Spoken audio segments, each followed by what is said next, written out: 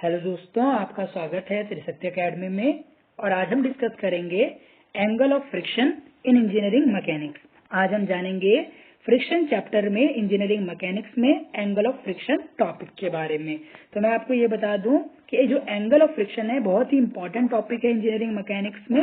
ये अमूमन तौर पर एग्जामिनेशन में पूछा जाता है। तो आप यहाँ पर देखिए कि यहाँ पर एक वुडन ब्लॉक है और एक हॉरिजॉन्टल सरफेस है। एक वुडन ब्लॉक और एक हॉरिजॉन्टल सरफेस है। इसी डायग्राम की मदद से हम एंगल ऑफ फ्रिक्शन को समझेंगे। तो आप देखिए, मैं नेक्स्ट स्लाइड यहाँ पर ओपन कर रहा हूँ जिसमें हम जानेंगे what is the definition of angle of friction, यानी एंगल ऑफ फ्रिक्शन की डेफिनेशन क्या है। तो यहाँ पर आप देखिए एंगल ऑफ फ्रिक्शन। तो angle of friction is defined as angle between normal reaction force. यहाँ पर आप देखिए कि नॉर्मल रिएक्शन फोर्स, आप देखिए यदि यहाँ पर कोई वुडन ब्लॉक है, ये बॉडी 1 है और ये बॉडी 2 है, ये हॉरिजॉन्टल सरफेस, और इस बॉडी और ये जो सेकंड हॉरिजॉन्टल सरफेस है, इनके बीच में जो कांटेक्ट है, इसके कारण एक फ्रिक्शनल फोर्स यहाँ पर लग रही है अप्लाइड फोर्स के अपोजिट डायरेक्शन में। यदि आप इस डायरेक्शन में फोर्स लगाते हैं राइट वर्ड, तो इसके अपोजिट डायरेक्शन में आपको क्या लगेगी, फ्रिक्शनल फोर्स यहाँ पर लगेगी। यहाँ पर फ्रिक्शनल फोर्स लगेगी। तो आप यहाँ पर देखिए कि ये जो ब्लॉक है, इसका जो वेट है वो डाउनवर्ड कैरी कर रहा है, जिसको आप mg से डिनोट करेंगे। और इसी के अपोजिट यानी इसके वर्टिकल अपवर्ड एक रिएक्शन फोर्स लगेगी ड्यू टू इट्स वेट, उसे आप कहेंगे नॉर्मल रिएक्शन फोर्स। इसको आप कहेंगे नॉर्मल रिएक्शन फोर्स, आप इसे कहेंगे। देखिए जो R से आपको यहाँ पर शो हो रही है डायग्राम में। तो अब आप यहाँ पर देखिए कि एक एंगल है, एंगल ऑफ फ्रिक्शन एक ऐसा कोण है जो कि नॉर्मल रिएक्शन, यहाँ पर मैं बना रहा हूँ, आप देखिएगा ये नॉर्मल रिएक्शन हो गई, ये देखिए नॉर्मल रिएक्शन, और resultant of normal reaction force और resultant normal reaction force and the frictional force. यहाँ पर आप देखिए कि रिजल्टेंट है ये किसके बीच का, फ्रिक्शनल फोर्स, ये देखिए फ्रिक्शनल फोर्स, और नॉर्मल रिएक्शन के बीच का ये क्या है, आप देख रहे हैं यहाँ पर, ये है रिजल्टेंट। तो ये एंगल है, angle of friction between normal reaction force, जो ये है R, और यहाँ पर ये है हमारे पास इस प्रकार से रिजल्टेंट, ये है आपके पास रिजल्टेंट। इसको आप ऐसे डिनोट करें, ये रिजल्टेंट है। तो इस प्रकार से जो एंगल ऑफ फ्रिक्शन होता है वो resultant of force of friction और नॉर्मल रिएक्शन के बीच का क्या है, यहाँ पर कोण है। यहाँ पर देखिए आप इसे फाई से डिनोट करेंगे, आप इसे फाई से डिनोट करेंगे एंगल ऑफ फ्रिक्शन को। इसे मैं इरेज कर देता हूँ, यहाँ पर आप देखें। तो हम एंगल ऑफ फ्रिक्शन को फाई से डिनोट करेंगे, किससे, फाई से इसको हम डिनोट करेंगे एंगल ऑफ फ्रिक्शन को। मैंने आपको बताया कि एंगल ऑफ फ्रिक्शन जो है वो कोण है किसके बीच का, नॉर्मल रिएक्शन और resultant of normal reaction force और फ्रिक्शनल फोर्स के बीच का क्या है, एंगल है। यहाँ पर आप देखिए इस प्रकार से ये R है, ये S है, इनके जो बीच का जो एंगल है फाई, उसे ही आप क्या कहेंगे, एंगल ऑफ फ्रिक्शन। अब मैं आपको यहाँ पर एक चीज बता दूं कि जो फाई है वो बहुत ही छोटा होता है, यानी एंगल ऑफ फ्रिक्शन बहुत ही छोटा होता है। तो इसलिए हम क्या करेंगे, इसको लिखेंगे tan फाई, इसको हम लिखेंगे यहाँ पर tan फाई लिखेंगे। यहाँ पर आप देखिए मैं लिखता हूँ tan फाई।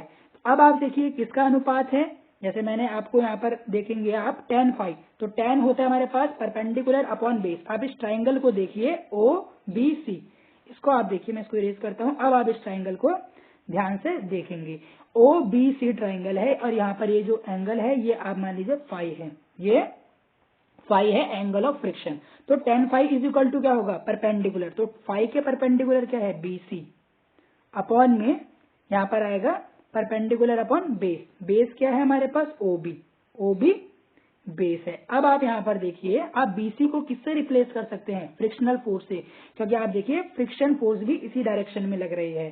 तो आप यहाँ पे लिखेंगे F, आप इसको लिखेंगे F फ्रिक्शन, अपॉन में OB को आप क्या लिख सकते हैं, OB है नॉर्मल रिएक्शन, तो F अपॉन R आप इसे लिख सकते हैं। अब आप यहाँ पर देखिए, मैं नेक्स्ट स्लाइड में आपको इसे बताता हूँ। यहाँ पर आप देखिए इसे, ये देखिए नेक्स्ट स्लाइड मैंने ओपन कर दी। अभी मैंने आपको बताया कि जो tan फाई है वो किसके बराबर में होगा, परपेंडिकुलर। देखिए परपेंडिकुलर क्या था यहाँ पर, फ्रिक्शनल फोर्स, अपॉन में यहाँ पर है नॉर्मल रिएक्शन tan फाई। यहाँ से आपको एक रिलेशन ज्ञात होना चाहिए कि हमें पता है frictional force upon normal reaction जो होता है वो हमारे पास होता है म्यू। वो हमारे पास होता है म्यू। तो आप इसको लिख सकते हैं म्यू, जिसे आप कोफिशिएंट ऑफ फ्रिक्शन कहते हैं, जिसको आप कोफिशिएंट ऑफ फ्रिक्शन कहते हैं। यहाँ से आपको एक चीज पता चल गई होगी, यहाँ से आपको एक चीज पता चल गई होगी, मैं आपको बताता हूँ कि जो देखिए tan phi है एंगल ऑफ फ्रिक्शन, ये है angle of friction. Angle of friction बराबर है कोफिशिएंट ऑफ फ्रिक्शन की, क्योंकि कोफिशिएंट ऑफ फ्रिक्शन क्या होता है, म्यू होता है।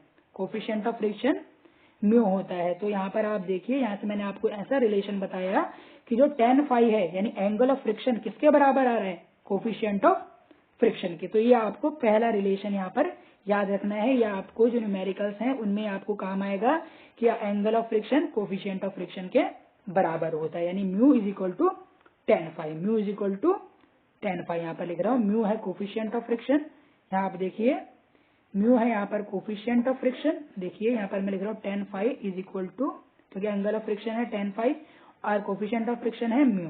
तो यहाँ पर ये हमें पहला रिलेशन पता चल गया है। अब मैं आपको यहाँ पर दूसरा रिलेशन बताता हूँ, आप इसका स्क्रीनशॉट ले लीजिए या आप इसको अपनी कॉपी में नोट कीजिए। इसी को मैं इरेज करता हूँ। अब मैं आपको यहाँ पर एक दूसरा रिलेशन यहाँ पर बताऊंगा। इरेज ऑल कर दिया।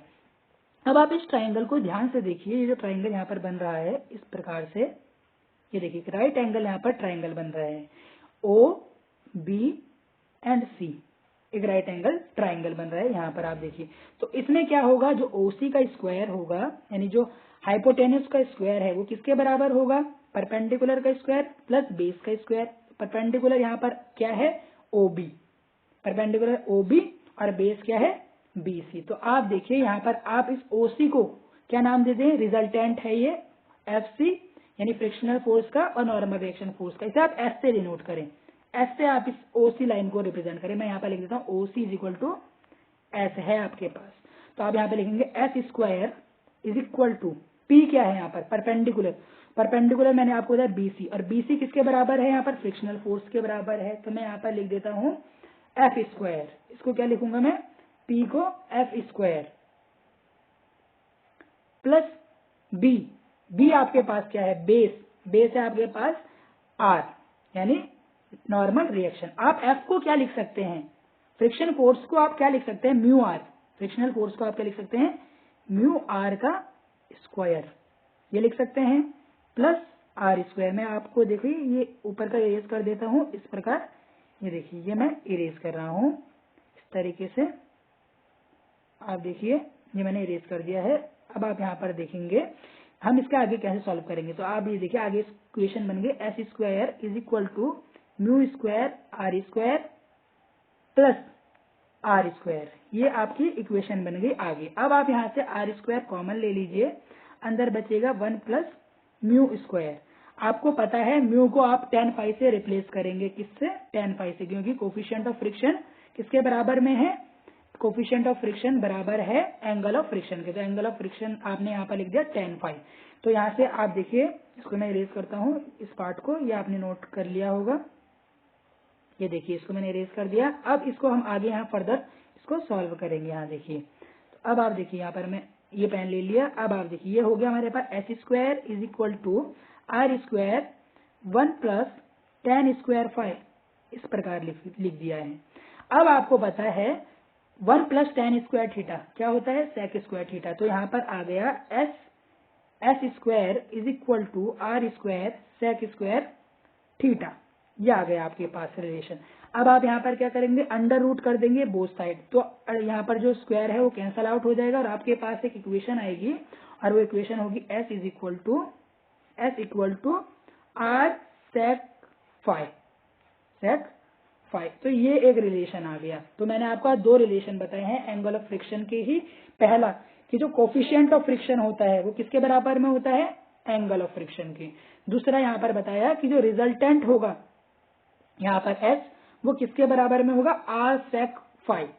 आर यहाँ पर क्या है, normal reaction into sec phi के बराबर होगा। एक ये रिलेशन मैंने आपको बताया, ये आपको न्यूमेरिकल में काम आएगा हर जगह। जहां पर आपको नॉर्मल रिएक्शन पता होगा वहां से आप क्या करेंगे, रिजल्टेंट इजीली फाइंड आउट कर लेंगे। तो इसी के साथ ये वीडियो यहीं पर एंड होता है, जिसमें हमने आज डिस्कस किया एंगल ऑफ फ्रिक्शन के बारे में और हमने रिलेशन को वहां से डिराइव भी किया कि कैसे हम एंगल ऑफ फ्रिक्शन की मदद से क्या करते हैं, रिलेशन फाइंड आउट करते हैं कोफिशिएंट ऑफ फ्रिक्शन और एंगल ऑफ फ्रिक्शन के बीच में, और जानते हैं कि जो रिजल्टेंट होता है नॉर्मल रिएक्शन फोर्स और फ्रिक्शनल फोर्स और नॉर्मल रिएक्शन के बीच में भी हमने रिलेशन ज्ञात किया है।